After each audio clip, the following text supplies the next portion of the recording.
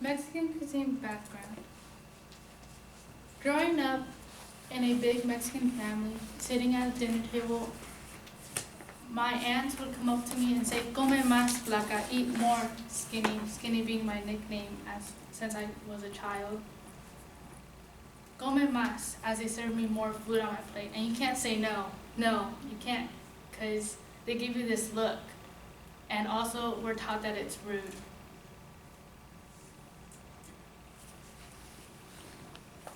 I was surprised that I didn't end up as a typical chubby Mexican kid, because most of my cousins and my brother did.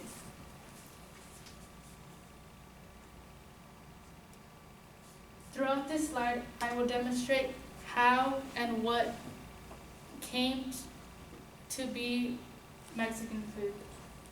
I hope to inspire and teach you guys in order to bring it to your household.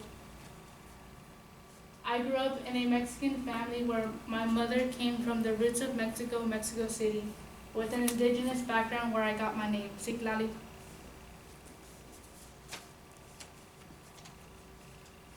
With food comes history.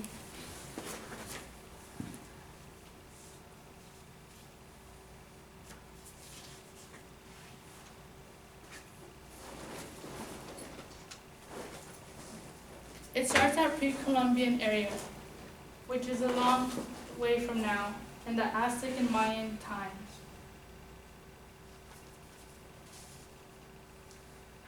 They grow in Mexico City. They grow a lot of the common foods that we find in the Mexican food that we eat.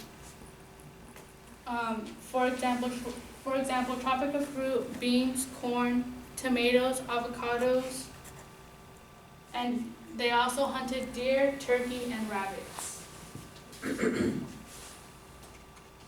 Then came the Spanish influence in 1521, where they influenced the Native American food with fried food, rice, bringing in a stock of animals.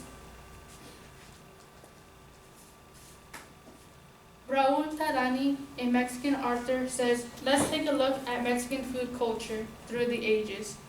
The Spanish brought with them the huge force of livestock which changed the composition of meat in the food completely, along with various spices, garlic, rice, wheat, barley, and wine."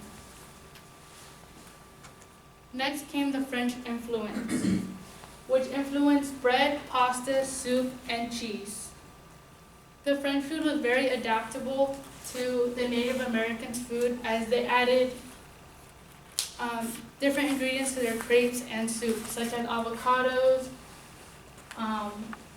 different spices that they had, such as oregano. Utara Moar in Mexican food history states the French influence on Mexican cooking menu dates back to March 29, 1865, which, written in French, it introduced the 5-course meal to the Mexican cuisine, which caused for Mexican food to have a soup before every meal, sweet bread with breakfast and dessert. With history comes culture.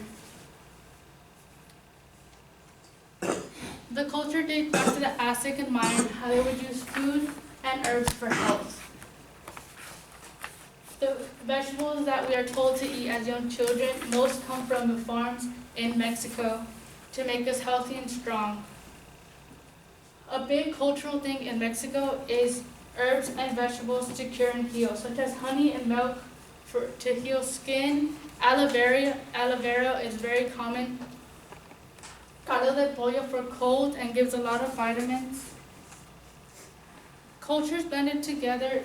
The Europeans forced the natives to turn into Christianity, but what most people don't know is that a lot of the Christianity dates come from Aztec and Mayan calendar.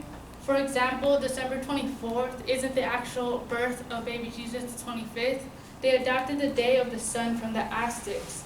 And on that day, we honor baby Jesus and we cook pozole, tamales, and champurrado, being a type of hot chocolate.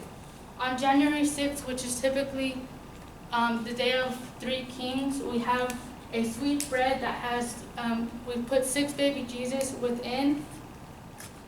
And then we don't celebrate Halloween. It's called Dia de los Muertos, or Catholics call it All Saints Day, which was also adapted from the Aztecs.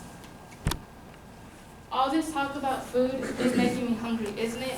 Good thing we have food. So let's talk ingredients. Corn. Corn is in everything and everywhere, as it's the base of all Mexican food that came from the natives.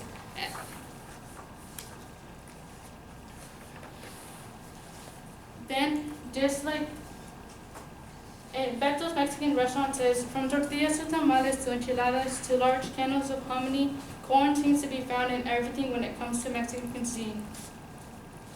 Just like corn, spices are another base of Mexican food, as it also came from the Aztecs.